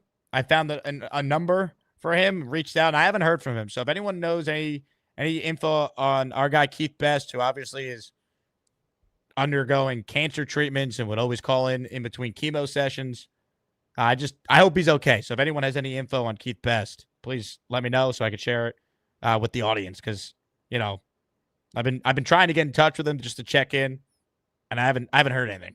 So if anyone knows Keith Best personally, any of his friends watch the show, please let us know, because we're obviously thinking about him. We hope he's okay. All right.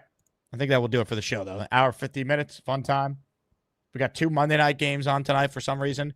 Real quick before we get out of here, Tankathon standings. Here's where you should be rooting for tonight if you are a Jets fan. Also, great point here. Connor Long. Where do you rank Connor? He's in the tournament for sure.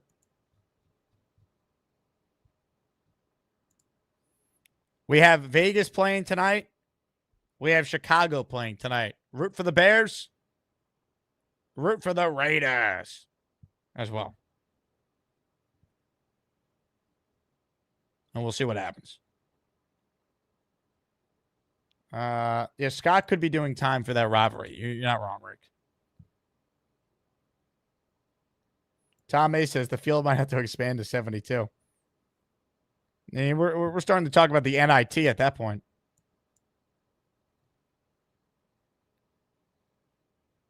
Cactus Johnny writes in, does Gary lose points in the power rankings for giving out dietary advice that could potentially kill other Asmaniacs?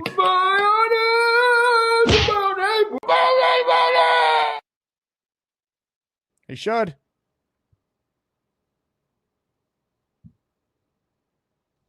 He should. Anyway. All right. I've talked enough today. Thank you, everyone. Barbarossa, yes, you're in the tournament. There's too many names here, man. Not great. Anyway, thank you all for your support. Couldn't have done it without you. Hit the like button. Subscribe to the channel. If you gifted a raffle, I will add it for our next giveaway. Once again, listener Jimmy and Devin won the Rodgers jerseys. Jets Johnny, Knobcraft, and Vinny L getting items from the merch store. So please reach out to me, and I'll get you guys some items sent your way. Thank you all for the support. You guys are great. Fun show. Victory Monday in the books. Robbie Sabo joins us tomorrow at 10 a.m. Andrew Fialco for the film review at 4 p.m. So we got a lot to look forward to there. Ladies and gentlemen, thanks for watching. And as always, Jets. Jets, Jets, Jets. Ready? Everybody mute yourself. Mute yourself. Light of dawn's early light. What so proud that we hail? We're so gallantly streaming, and the rocket's red glare, the bombs bursting in air, gave proof through the night that our flag was still there. Oh, say does that star-spangled banner yet wave for the land and of the free and the home of the brave. Yeah. Hell yeah. Scott calling in. Whoa, what's the matter? What the hell is that?